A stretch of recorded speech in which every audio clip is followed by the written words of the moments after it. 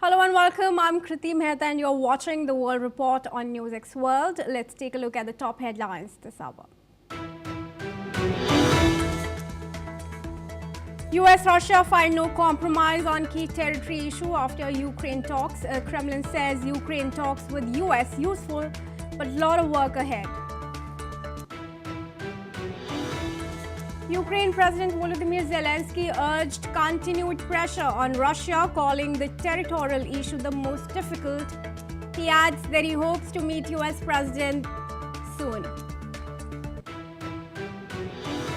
Russian President Vladimir Putin says Russia does not seek war with European powers, but is ready to fight if Europe pursues a direct conflict. He also accuses Europe of blocking US President Donald Trump's Ukraine peace efforts. French President Emmanuel Macron gears up to visit Beijing today. He is expected to put pressure on his Chinese counterpart Xi Jinping to help secure a ceasefire in Ukraine and discuss trade relations. US President Donald Trump signs into law a measure forcing the US State Department to review guidelines for the country's engagement with Taiwan amid escalating concerns that China could move against the self-governing island. And Trump says he held a very productive call with Brazil's President Lula discussing trade, sanctions and joint efforts against organized crime as both leaders seek to deepen economic cooperation and strategic ties. The Trump administration has altered the immigration applications from nationals of 19 countries already facing U.S. travel restrictions, with USCIS saying processing delays are necessary to protect national security. UN Ambassador Danny Danon will join U.S. counterpart Mike Waltz on a visit to Israel from December 8 to 10. The trip continues a Trump administration's engagement following the October Gaza ceasefire.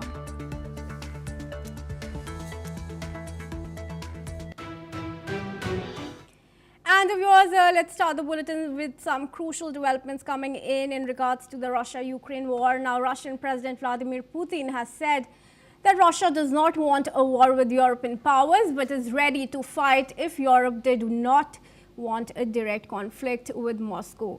Putin has also accused European powers of hindering US President Donald Trump's attempts to end the war in Ukraine by putting forward proposals they know are unacceptable to Moscow. Let's listen in first to what Putin said. Только вопрос в чем? Если Европа вдруг начнет с нами войну, мне кажется, что очень быстро, это же не Украина. С Украиной мы там действуем хирургическим способом, аккуратненько. Так, чтобы, понятно, да? Это не война в прямом современном смысле этого слова. Если Европа вдруг захочет начать с нами войну и начнет ее, то очень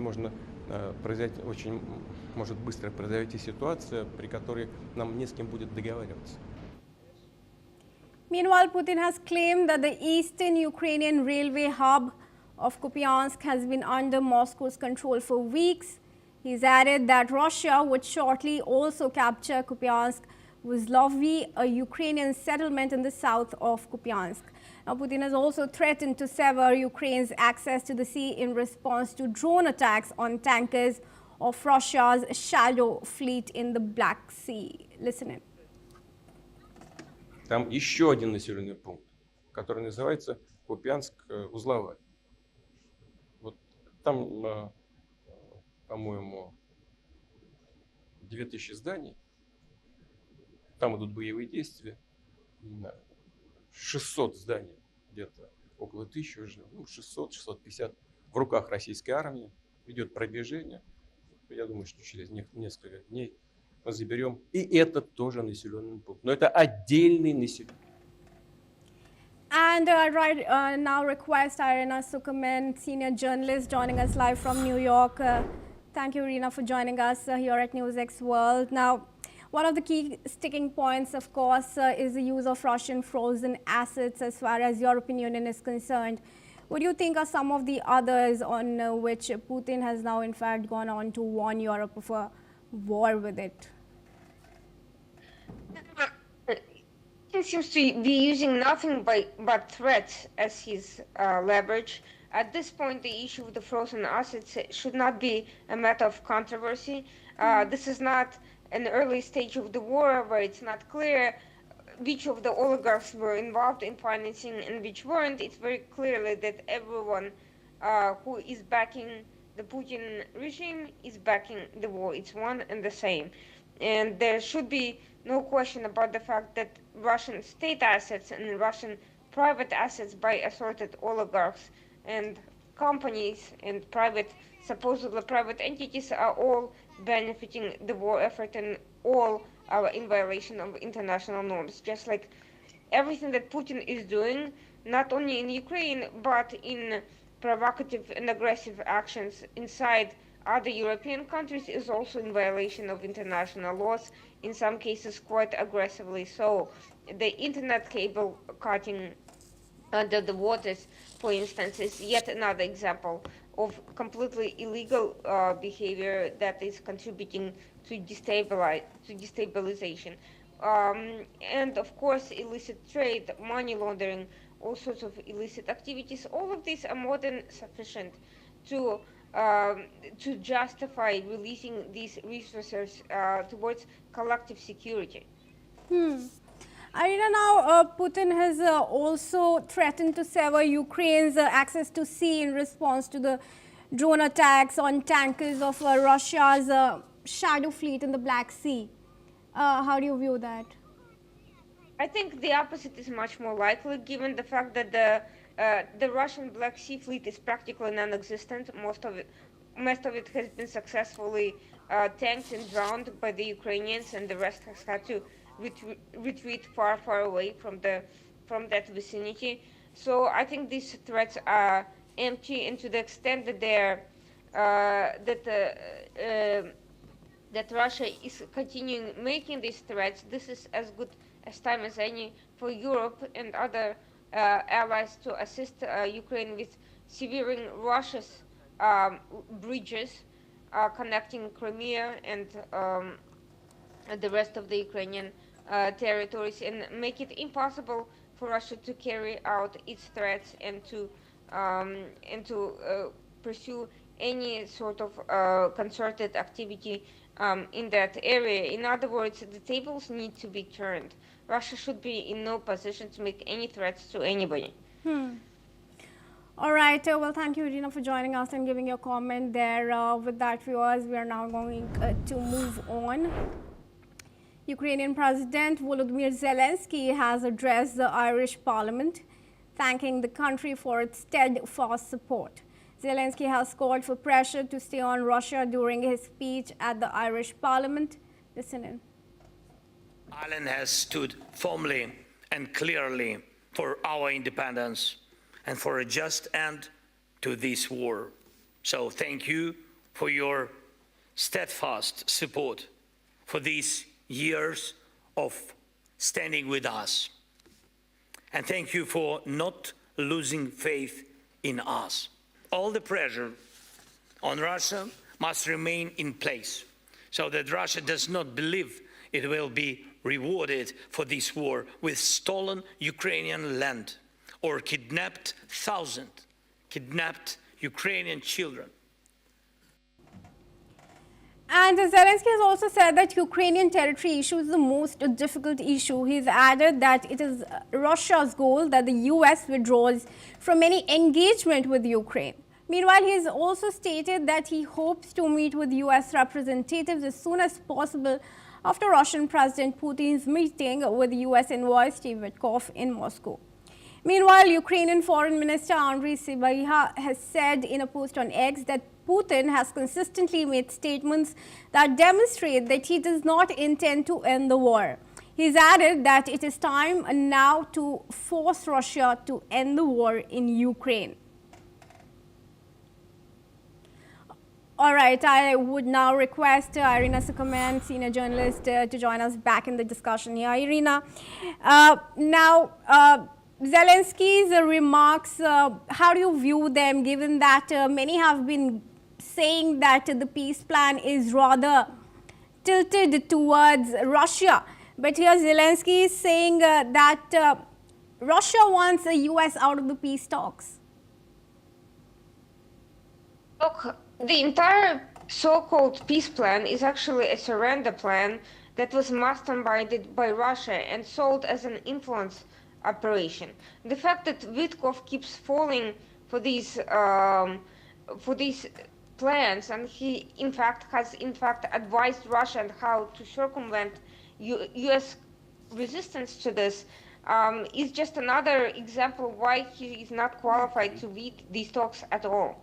Unfortunately, Russia it has actually very few cards left, and it keeps replaying them. The only thing in its favor is that the US administration, which appears to have very few to no Russian experts, keeps falling for the same tricks the entire time. Had it not been this case, this conversation would have been entirely different from the very beginning. The pressure would have been on Russia to make very significant concessions and then eventually to withdraw, not on Ukraine, which has been defending not only itself, but also serving as an effective buffer against continued Russian aggression well into Europe. We are seeing the replay of these outdated Russian propaganda ploys because Russia needs to divert attention from its own military and economic losses, and it's suffering very heavy losses, and its progress is, no matter what Putin may claim, is actually quite incremental. It's incredibly slow, especially given the disparity in size and alleged military might between Russia and Ukraine. That only underscores the extremely slow progress Russia is making, and the losses it has suffered in actually losing some of the territories it claimed early in the war. So actually time is on Ukraine's side, time is on the side of the allies, and US has every means at its disposal to force Russia into very serious concessions. All right, well, I thank you for joining us, Irina, on NewsX World and giving us your perspective. And with that, viewers, we will now move on to some more developments on the peace deal that's under works. US President Donald Trump and Brazilian President Luiz Inácio Lula da Silva held a phone call on Tuesday discussing trade, the economy, and organized crime. Trump told reporters that the conversation also touched on sanctions, referencing measures his administration imposed over Brazil's prosecution of former President Jair Bolsonaro. Now, in a social media post, Trump said that he looks forward to further talks with Lula and expects the partnership to yield positive results. Brazil's presidential palace thanked Trump for removing additional tariffs on U.S. imports of Brazilian products, including coffee, beef, cacao, and fruits. During the 40-minute call, Lula emphasized the need to strengthen U.S.-Brazil cooperation to fight international organized crime. The talks come amid a heightened U.S. activity in the region, including military deployments in the Caribbean and the ongoing strikes against suspected drug boats off of Venezuela's coast. Let's take a look. Sir, you had a call with Brazil's President Lula today. Can you tell us what you discussed? Yeah, we had a great talk. We talked about trade. We talked about sanctions, because, as you know, I sanctioned them, having to do with certain things that took place. But we had a very good talk. I like him, very good. We had some good meetings, as you know, but we had a very good talk today. Yes, I did. Viewers, Trump there in his statement says talks were rather productive between him and Lula da Silva, and in fact suggesting relations between the two countries are finally improving. Reducing trade barriers and tackling organized crime were among the topics they discussed, and both of them agreed they would speak again soon. In fact, a statement also came in from the Brazilian president, who said, I stress the urgency of strengthening cooperation with the US to combat international organized crime. President Trump stressed his full willingness to work with Brazil, and he will give full support to joint initiatives between the two countries to confront these criminal organizations. Trump, meanwhile, signaled that their conversation built upon a dialogue they had started in September on the sidelines of the UN General Assembly in New York City. In fact, Trump also went on his Truth Social platform to say that President Lula and I established a relationship at a meeting which took place at the UN, and I believe it set the stage for very good dialogue and agreement long into the future. And now I'd like to welcome Matthew Wadham, American journalist and author from Washington. Thank you, Matthew, for joining us this morning in India from NewsX World. Matthew, sure. Should we finally believe that relations between US and Brazil may be improving after months of economic and political tension?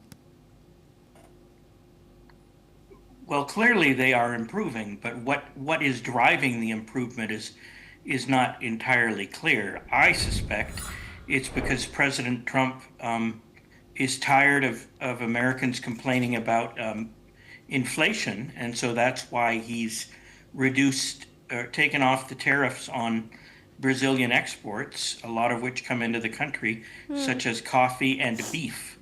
So I don't think that Brazil has done anything in terms of his friend and ally, former President Jair Bolsonaro, who's in prison on what appear to be trumped up charges. They haven't done anything to alleviate that situation. So I'm left to speculate, I'm left to conclude that this is purely motivated by domestic U.S. politics, presumably a desire to lower consumer prices on popular Brazilian imports to the U.S., such as coffee and beef. So that would be that. Without knowing for sure, that would be my guess. All right, and there's also the larger question of tension over Bolsonaro. What can we expect from Brazil in this regard? What can we expect from Brazil? Probably nothing, because they have a Supreme Court that is basically a very powerful branch of government that doesn't operate like a court at all.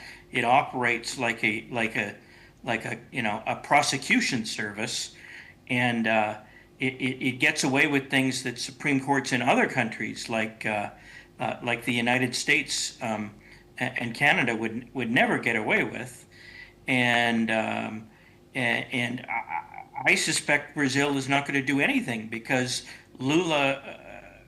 President Lula da Silva views Jair Bolsonaro as a mortal enemy, and I think they want to keep him behind bars. I don't know if he's going to be, what's his sentence, 27 years or something outrageous like that. He may not serve that full term. He's not a young man. He may not even live that many years. But I think at least for the time being, Lula's administration in Brazil views Bolsonaro as a threat, so they're not going to do anything to accommodate him or placate his followers. And what about the Venezuela question? How should we see Brazil posturing its foreign policy when Trump is almost at the verge of what some would see as an invasion? You're talking about narco traffickers from South America that are coming from Venezuela and Colombia, and to a lesser extent from Brazil. I'm not sure if Brazilian narcotics are a major factor in the illegal drug market in the United States, but they may have. I think mostly they go to Europe, but that doesn't mean that the U.S. approves of the activity. And on the call that Lula and Trump had, apparently they discussed Brazil, the fact that Brazil is going to crack down on organized crime more strongly than it has in the past. And I think that that would please the United States government, because Donald Trump is not enthusiastic about narco trafficking. And look what he's especially if there's a possibility of the drugs reaching the United States. Look at him having the U.S. military blow up alleged Venezuelan narco trafficking vessels in the Caribbean Sea, and now dozens of alleged drug smugglers have been killed. And that just shows, whether you agree with the policy or not, it just shows that the Trump administration is quite committed to combating illegal drug trafficking. So anything that is going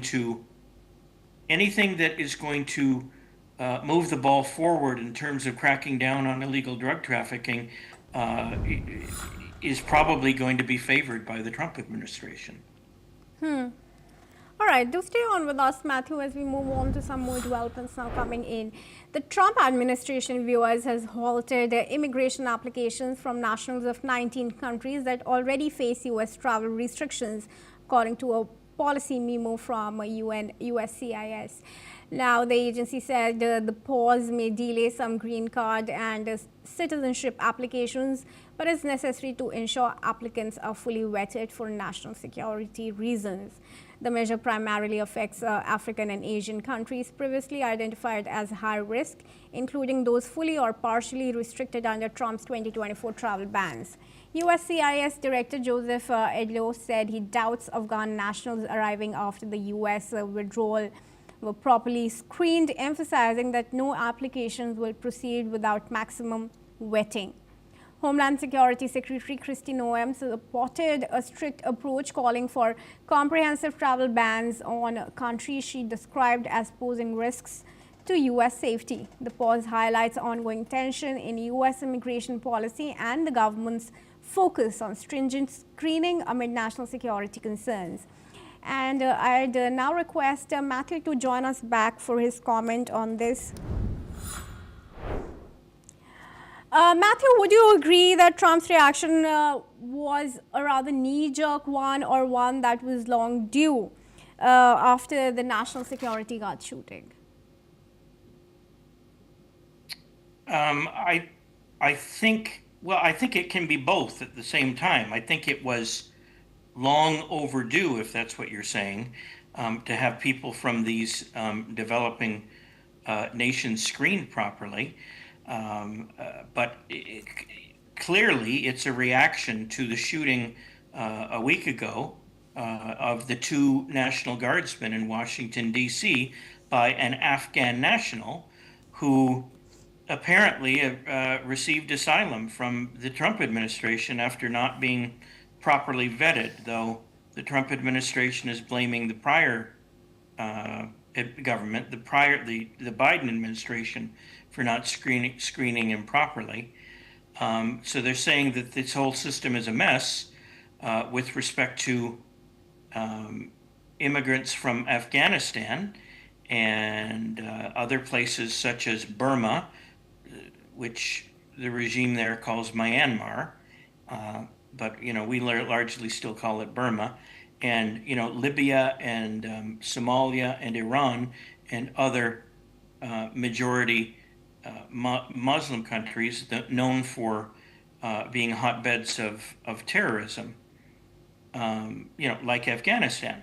And so they're taking a pause right now, and it's not clear how long it's going to take while the United States reevaluates how it vets people, how it studies the background of people from those countries to make sure you don't have more people coming through who hate America and want to kill National Guardsmen.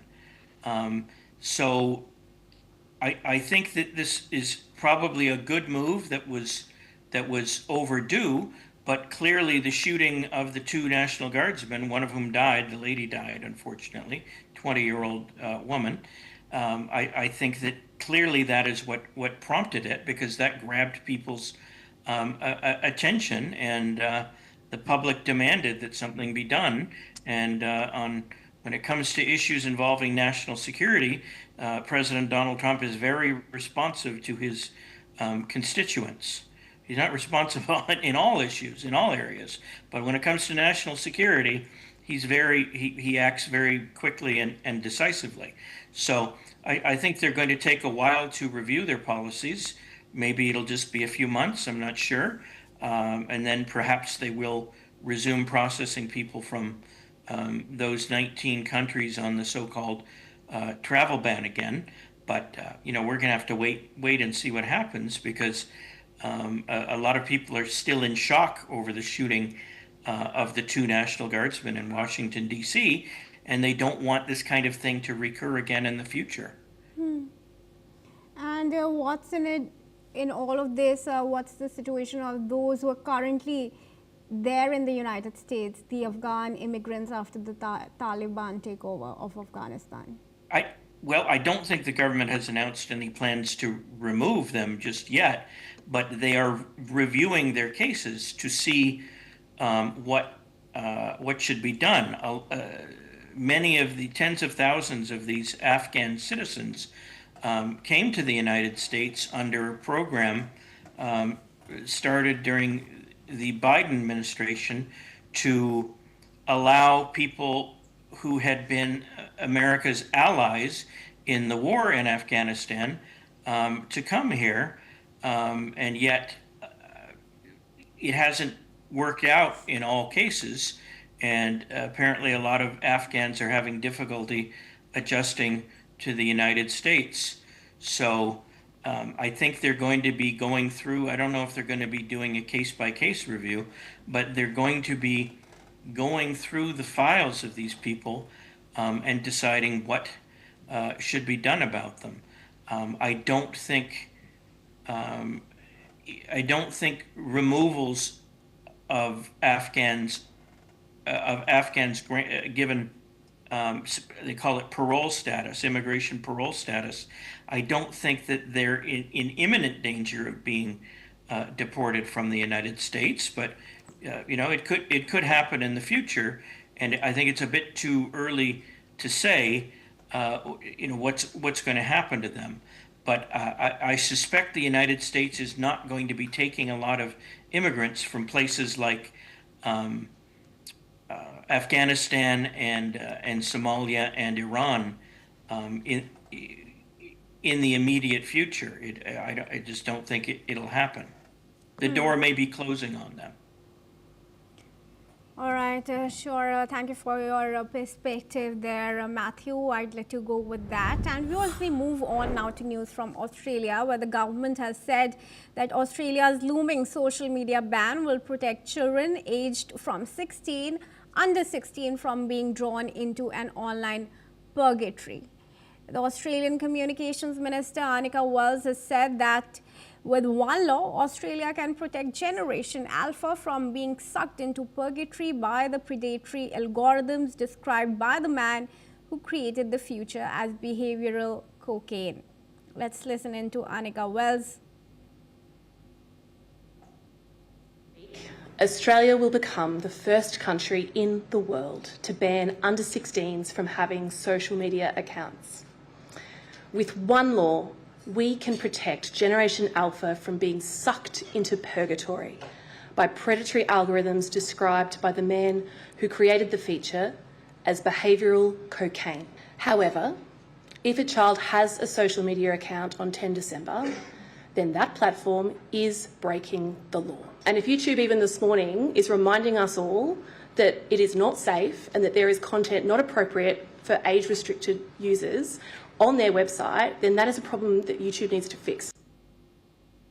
And with that, we move on, viewers, to tell you that Italian fashion house Prada has officially acquired its longtime rival Versace in a $1.375 billion cash deal.